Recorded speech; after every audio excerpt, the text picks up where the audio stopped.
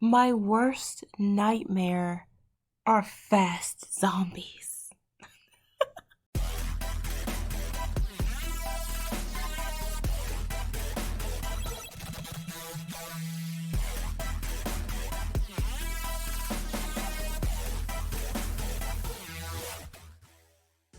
Hey guys, welcome back to another episode of Jane Theory. Today we discuss Seoul Station. Seoul Station is a South Korean animated horror film that serves as a prequel to the much-acclaimed live-action zombie film Train to Busan. This one reveals how the virus spread before the latter's events. The film takes us back to Seoul Station, but this time from the perspective of locals caught up in the chaos as the outbreak unfolds. The pacing is slow at first, but to its credit, the film uses this time to develop the main characters and their relationship with one another.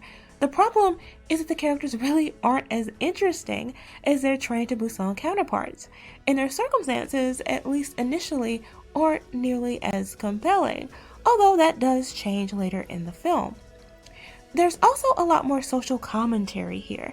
In establishing the world, they spend a lot of time emphasizing inequality and class divisions by showing law enforcement, random middle-class civilians, even social workers, unable or unwilling to distinguish between the monsters who've turned and started attacking people in the streets and the survivors of the outbreak, represented largely by the homeless, the mentally ill, and even the protagonist, a troubled young runaway and former prostitute, all because they're perceived as being beneath them.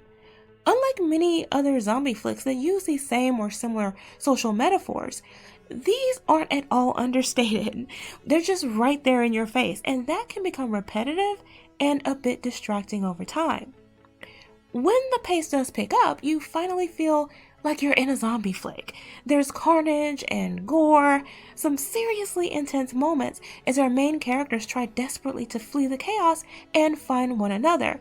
However, it's not quite at the same level as Train to Busan, and that's not so much due to the lack of action, but where you'd ordinarily witness a full-on bloodbath, the cool blue-grayish tone, the color scheme of the film really mutes the impact, and that's to its detriment.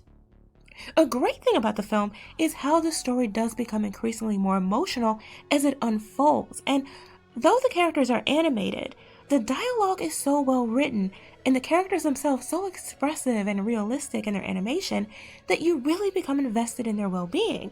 You want them to survive. You hope they're able to achieve what they're fighting for to the very end. Is this film as good or better than Train to Busan? No, it's not.